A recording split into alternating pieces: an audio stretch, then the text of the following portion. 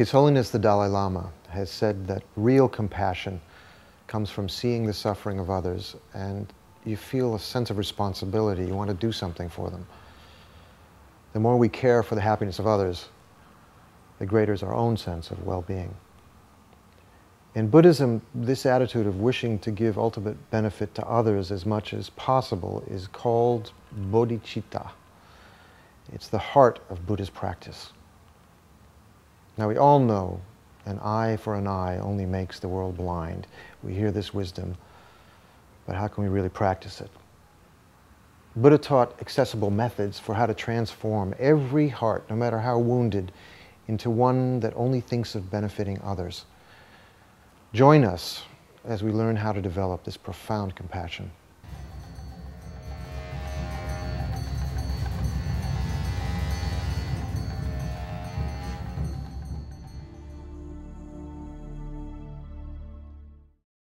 At the beginning of each of our teachings, we have been setting an appropriate motivation. That motivation has been the wish to achieve enlightenment in order to be able to benefit all living beings and lead them to enlightenment as well. This intention, this wish, is actually the mind of bodhicitta and is known also as the mind of enlightenment. Now, bodhicitta is an attitude that is progressively developed step by step. And the very first step in that process of development is generating an appropriate motivation, a strong motivation for practice. And so before listening to these teachings, in your mind, make a strong determination to be able as quickly as possible to reach the state of Buddhahood, not for yourself alone, but in order to benefit all living beings.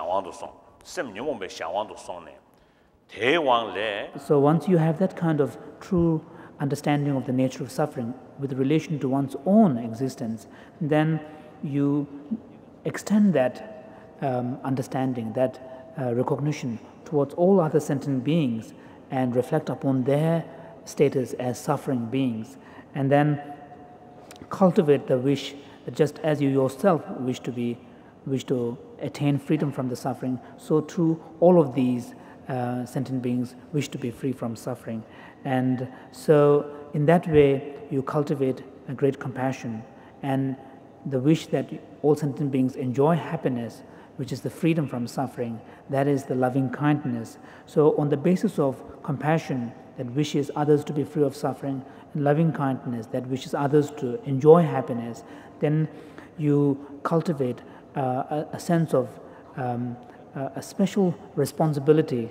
Therefore, your compassion does not remain simply at the level of wish or aspiration, but rather it generates a sense of commitment and responsibility that I shall liberate all beings from suffering.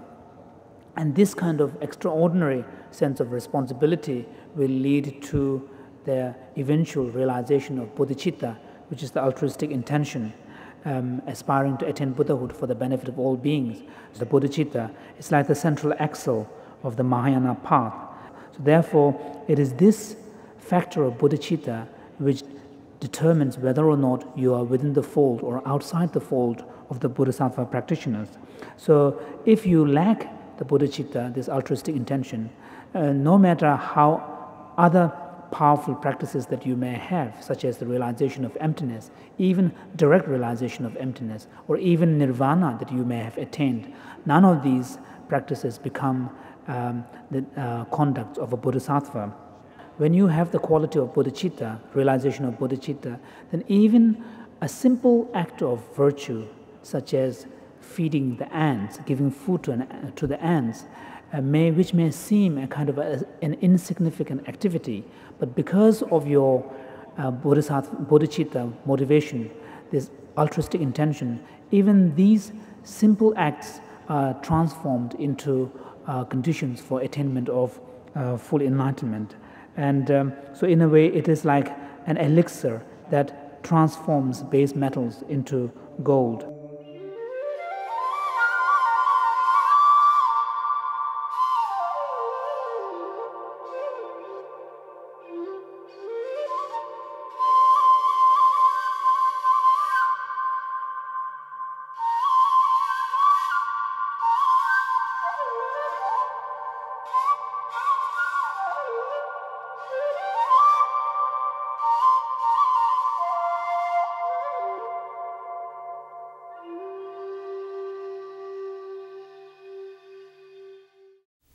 I think answer for everything. I think that's the compassion, bodhicitta. Purpose of my life is not just to achieve happiness for myself, free myself from my own problems, sufferings. Purpose of my life is to benefit others, other sentient beings who are numberless. So I must free them from all the suffering causes and bring them to enlightenment. So when you generate this thought, this attitude of the bodhicitta, total benefit of others, so it brings so much peace, contentment, fulfilling in your heart. Makes your life so happy. So usually there's two ways to develop bodhicitta. One technique to develop bodhicitta is through 7 techniques of mind, cause, and effect. So you meditate how all the sentient beings have been your mother and the kind. You see, give body, and then numberless kindness. You see,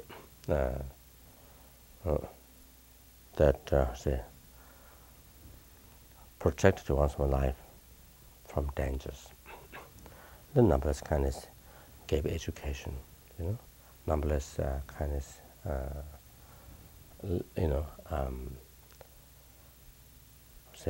bear so much hardship for one's own happiness. That they, when they become one's mother, and they bear, so much hardship, suffer so much, for to take care of oneself, for one's own well-being, for one's own happiness. So, like that we see. Then, so this is how you meditate in that technique, see, the mother and kind, so then you see, you feel very precious. So this way, when you feel everybody being mother and kind, you feel warm to you, see, kind of beauty. You see, it's not talking about beauty of the body. You see, the kindness, being kind. So you see other sentient beings are suffering, like something being samsara, suffering. So wish others to be free from suffering, cause of the suffering, and you want to do that. You see. So that there's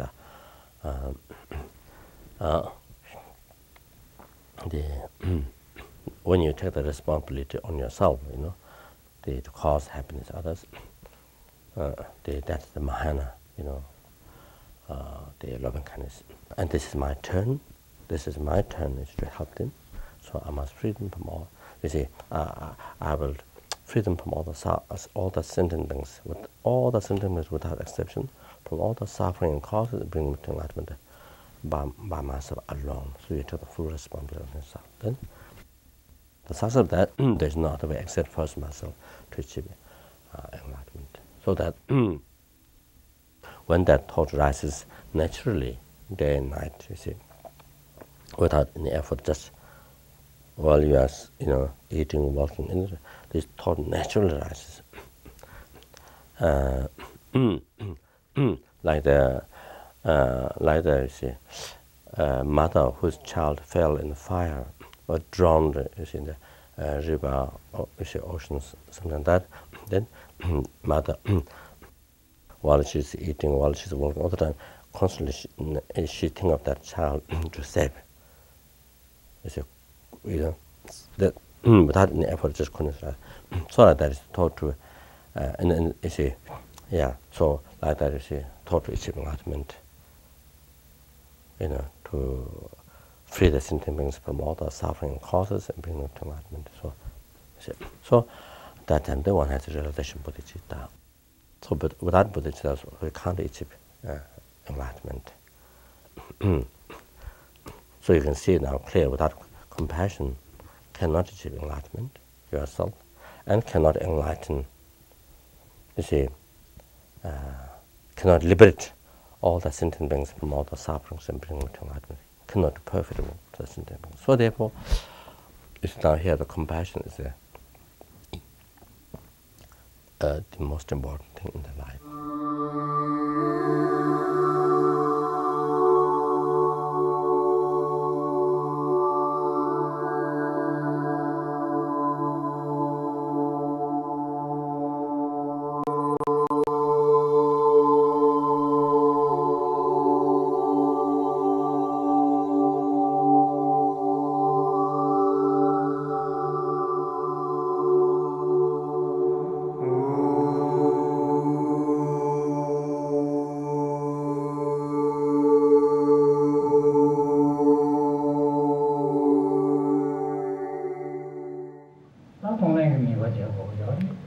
One of these verses of Bodhicitta in the training says, this chronic disease of constantly cherishing oneself, of the chronic disease of egoism, it is actually the cause of all the unwanted circumstances. Having recognized that this is the one to blame for all the shortcomings, bless me so I might be able to eliminate this self-grasping. The practice of Tonglen, of taking and giving. This is an incredible powerful practice, incredible powerful meditation, and the immediate result, good result that you have on training your mind on the basis of Tonglen is that you will be able to develop a very uncommon, powerful courage. You become really brave-hearted, very brave, so brave that you that nothing will be able to shake you anymore. You become as brave as being that kind of courage that you are sure you can take upon yourself the burden of all sentient beings, and you're able to give to all sentient beings whatever they need from yourself alone. So it means that once you have acquired so much courage by training your mind, you won't be harmed by delusions anymore. Delusion arises in your mind, but you'll be able to conquer them right away. So once you have given, once you mentally, you have trained of giving, of being able to give yourself to others to that extent, the quality of your happiness will increase tremendously. Is actually the best happiness you can find. If something happens to you when you have trained your mind so much with this meditation of giving, and taking upon yourself the sufferings of sentient beings and giving out whatever goodness you have, you cannot experience anymore any loss because mentally you have given it already. So instead of encountering sufferings upon having losses, your mind becomes happier and happier. The actual meditation on taking and giving is you should try to meditate in this way. So first of all, you just visualize yourself surrounded by all sentient beings. Then you should begin gradually. first begin with yourself. You think of your own sufferings first, the sufferings of today, the sufferings of tomorrow, the suffering of this life, the sufferings you might and then increase it with the suffering of future life and so forth until you are comfortable accepting your own sufferings ripening upon yourself. Then slowly move over to your parents, move over to your parents, move over to your kids, move over to your husband or to your wife, to your family. And then you move over, once you're comfortable with that, you increase with all your friends.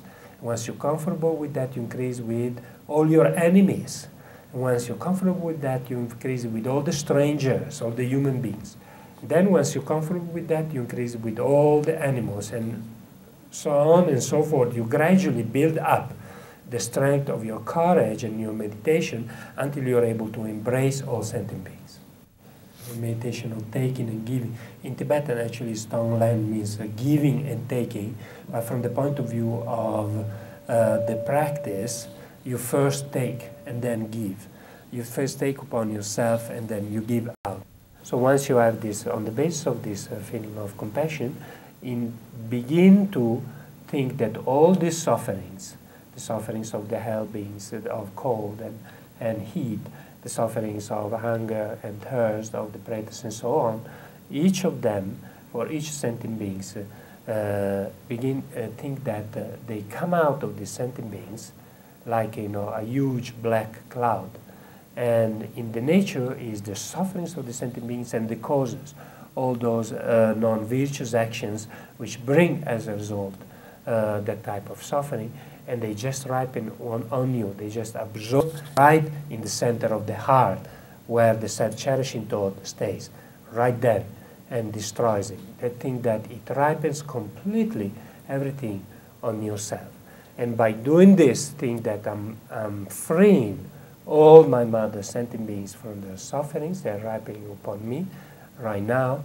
Therefore, from now on, all my mother sentient beings, they will dwell in the irreversible happiness, and I myself alone am doing this. So generate a great joy at the end of your meditation of having been able to do and being able to do so. So at this point, once you have taken in this way gradually, then it is a moment of giving. Giving is done, taking is done on the basis of great compassion, wanting all sentient beings to be free from suffering. This is the meaning of compassion. So now you give with love. What is the meaning of love? Love, the wish of all sentient beings to be happy, to possess all their happiness, temporary and ultimate happiness that they wish for in accordance with their desire, exactly as they desire.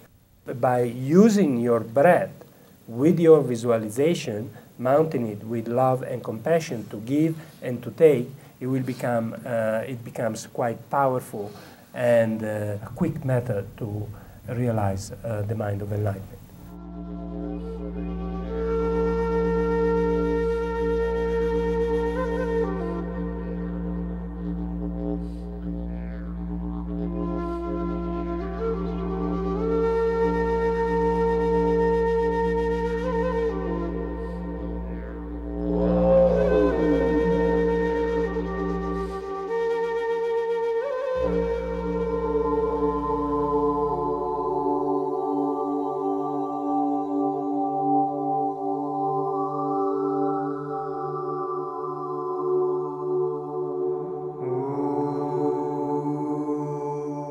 There's no question in my mind that bodhicitta is the root of all, the foundation of all practices. Without bodhicitta, none of it makes any sense. It doesn't have any power to it. There's no juice to it.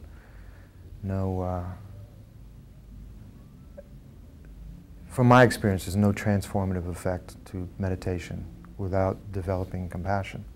It becomes a bit dry and ineffectual. And it creates a kind of cool detachment, which I don't think was the purpose of the Buddha's work.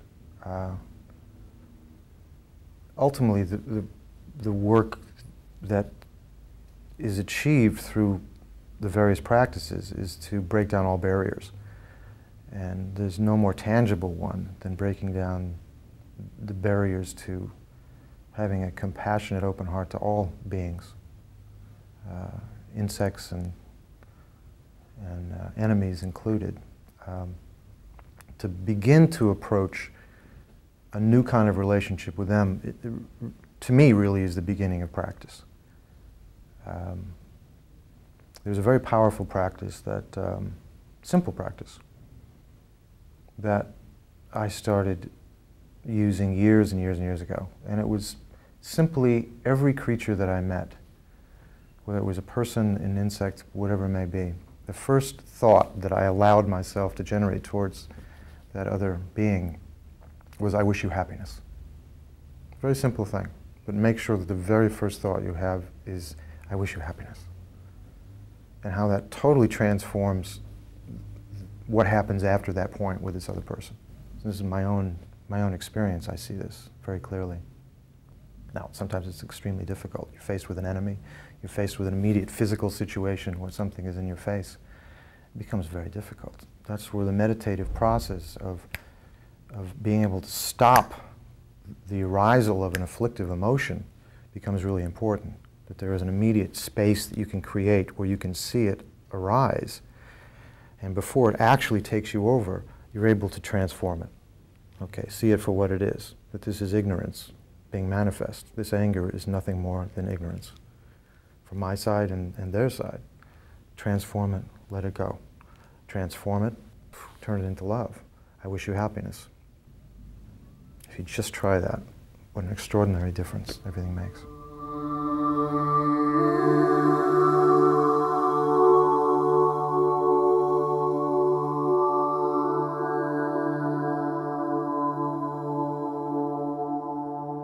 Giving birth is an amazing experience, and for me the pain was so intense that it really allowed my mind to focus in a way that I very rarely, if ever, can otherwise.